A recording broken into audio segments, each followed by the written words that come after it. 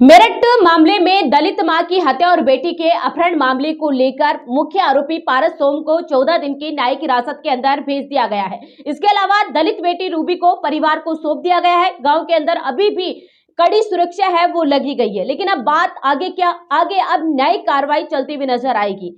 आपको बताएं तो प्रशासन के द्वारा मुख्य आरोपी पारस सोम के खिलाफ एफआईआर दर्ज कर ली गई है, जिसके अंदर गंभीर धाराएं हैं वो लगाई गई है। अगर पारस सोम के खिलाफ ये आरोप सिद्ध हो जाते हैं तो पारस सोम को मृत्यु दंड से आजीवन कारावास तक की सजा है वो कोर्ट के द्वारा मिल सकती है। दरअसल आपको बताने की कोशिश करें तो जो धाराएं प्रशासन के द्वारा मुकदमे के अंदर लिखी गई है वो ये है।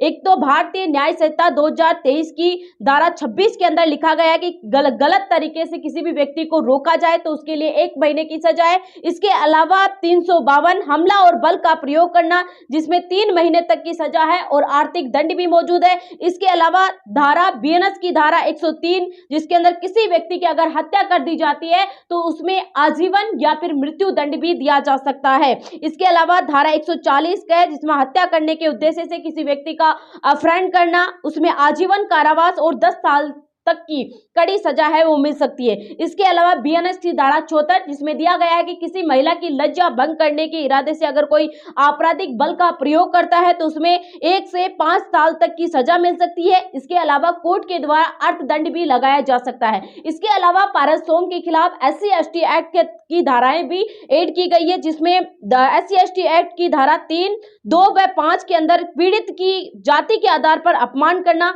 जिसमें यहाँ पर दंड दिया गया है आजीवन कारावास और जुर्माना, यानी कि कोर्ट के द्वारा इस मामले को लेकर आजीवन कारावास का दंड भी दिया जा सकता है। इस प्रकार से ये धाराएं, गंभीर धाराएं मुख्य आरोपी पारस सोम के खिलाफ एफआईआर के अंदर दर्ज की गई है। फिलहाल के लिए पारस सोम को 14 दिन की न्यायिक हिरासत के अंदर भेजा गया है। उसकी 14 दिन के बाद कोर्ट कोई तारीख देगा और उस तारीख के तहत के ऊपर इस मामले के अंदर कार्रवाई है वो होती हुई नजर आएगी।